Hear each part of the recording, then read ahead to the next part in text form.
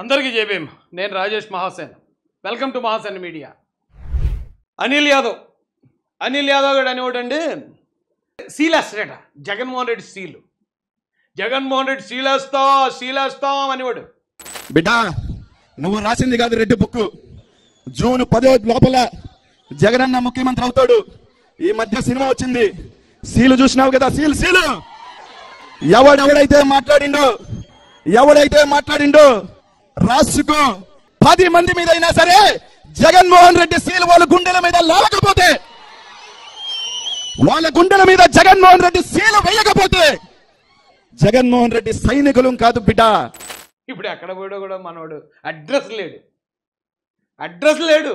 Already ఒక 10-15 టీములు గాలిస్తున్నాయట మనోడి కోసం. ఎక్కడైనా కనపడతాడేమో మైక్ ఎడదాం, ఇంకా ఏమన్నా సీలేస్తానంటాడేమో, మాటలేస్తానంటాడేమో, బిందెలకి సొట్టు బిందెలకి అని మైకులు అట్టుకుని తిరుగుతున్నారట. మనోడు ఎక్కడ లేడు, గాలి. అది రెడ్ బుక్ మహిమ. ఇలాంటి వాళ్ళందరూ ఎలా పడితే అలా మాట్లాడి, స్థాయి లేదు, పెద్ద వయసు లేదు, గౌరవించడం లేదు, ఎలా పడితే అలా మాట్లాడేవారండి. అందరినీ ఒక్క దెబ్బకి సెట్రైట్ చేసి పెట్టాడండి. అందరికీ క్రమశిక్షణ నేర్పించాడు. ఫస్ట్ ఈ బ్యాచ్ మొత్తానికి క్రమశిక్షణ వచ్చేసింది. వాచ్ అమ్మితే బ్యాచ్ సెట్ అయిపోద్ది అన్నట్టు రెడ్ బుక్ రావడంతో బ్యాచ్ మొత్తానికి క్రమశిక్షణ వచ్చింది. ఫస్ట్ అవి ఏది పడితే అది మాట్లాడకూడదండి.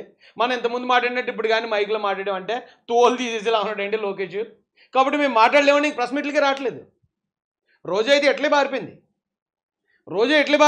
రోజా మీద ఇప్పుడు ఆల్రెడీ ఆడుదాం ఆంధ్ర అని ఒక ఆట ఆడించారు అప్పట్లో.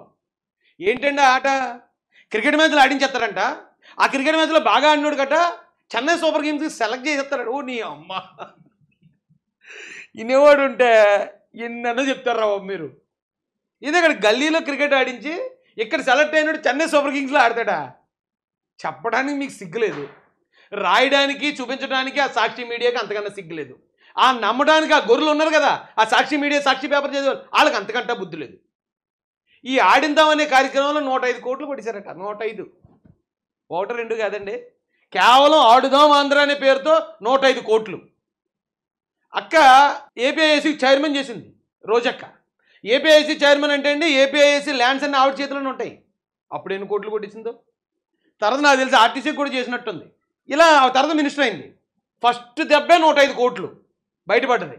ఇంకెన్ని కోట్లు పడితే బయట ఏం చేయాలో తెలియక చక్కగా ఎట్లా వెళ్ళిపోయి ఎట్లా అంటే బిఏ రోమన్ ఇన్ రోమ్ అన్నట్టు ఎట్లా వెళ్ళిపోయి ఎట్లా డ్రెస్సింగ్లో అబ్బా చాలా హ్యాపీగా ఎంజాయ్ చేస్తుంది ఆవిడైతే.